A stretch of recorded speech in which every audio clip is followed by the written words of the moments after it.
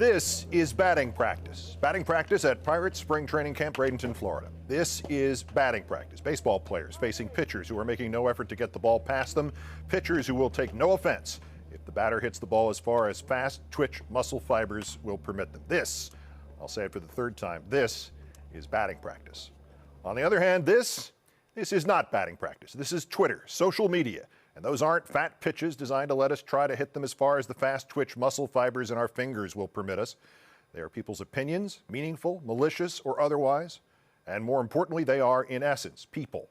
And people are not designed to be swatted over the nearest outfield fence like the screaming baseball in the old Bugs Bunny cartoon. Of course, that's what I called Twitter, batting practice, and the full meaning of that phrase did not really become clear to me until last week, when I deftly turned myself into one of those screaming baseballs, and entirely through my own stupidity, I let countless people, many of them correctly indignant, send my little Bugs Bunny baseball head screaming over the fence again and again and again.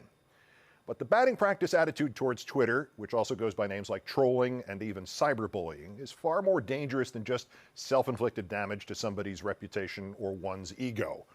It can wind up making it seem like you have just attacked, belittled, marginalized, trivialized, joked about, or called pitiful, a cause that has been for years as close to your own heart as your lungs are, a cause that has been for years as close to my own heart as my lungs are, namely cancer, specifically pediatric cancer. Let me interrupt myself again to underscore the critical point here. I was not a victim here. I brought this on myself. This is my fault. But what I brought on, that can happen to anybody, in the public eye or out of it, unless we stop viewing social media as an alternative for Wild West saloon brawling, and unless we stop including among our goals to inflict as much damage on as many people we disagree with as quickly as we possibly can. And I'm starting with myself. Since I did a commentary in January slamming part of the Penn State community that is still prioritizing its football team statistics over the awful legacy of Jerry Sandusky, I have been periodically barraged on Twitter by that part of that community, and I have swung back as hard and as fast and as blindly as possible. And last week, amid rapid-fire tweets from self-proclaimed Penn State fans, I saw one that read simply, "We are." There was half a link attached to it. I may have seen the half a link. I may not have seen it. Obviously, I didn't click on the link because I was in the middle of batting practice, and actually stopping to read something would have slowed me down in my desire to take that "We are" tweet and knock it and the person who sent it to me over the fence.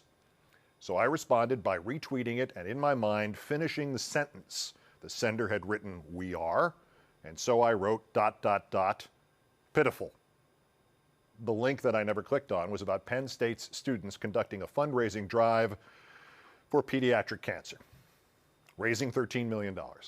Under ordinary conditions, if I had come across that fact on Twitter or elsewhere, I would have been retweeting it with my congratulations, or retweeting it with my congratulations and then my donation.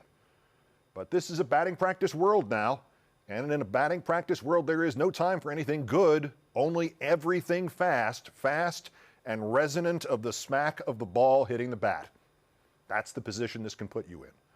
The tweet is about $13 million raised for the fight against pediatric cancer. Our fight against pediatric cancer, my fight against pediatric cancer. And I wind up sending out a retweet that looks like I just called those who I fight alongside pitiful. One of the things that my bosses and my representatives and I did during those 4 days last week when I did not do this show was to try to figure out what to do next. And a lot of that time was spent convincing me to do something here that, bluntly, I don't want to do.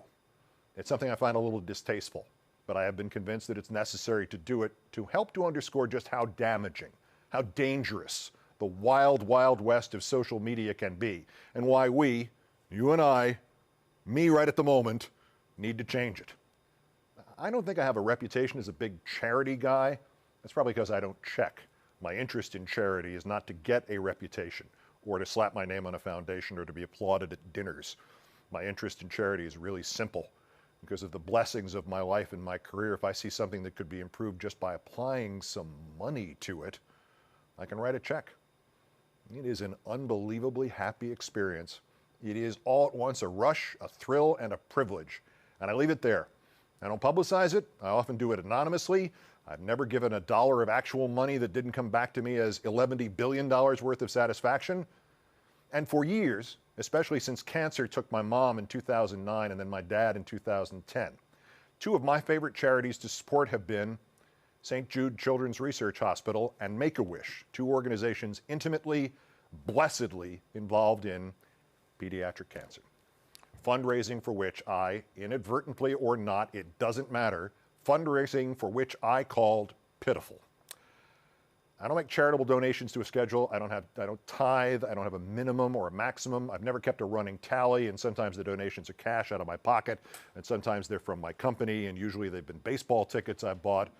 But it turns out, before all this started, since 2008, I have made more than 200 donations to St. Jude's and Make-A-Wish. And instead of that being my only message about pediatric cancer, now, in my haste to win batting practice on Twitter, I have also attached the word pitiful.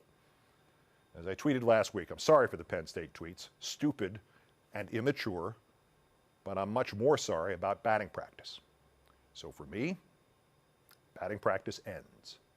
And as quixotic as this may seem to you, I hope you will join me in trying to end it for all of us so we can get back to what matters.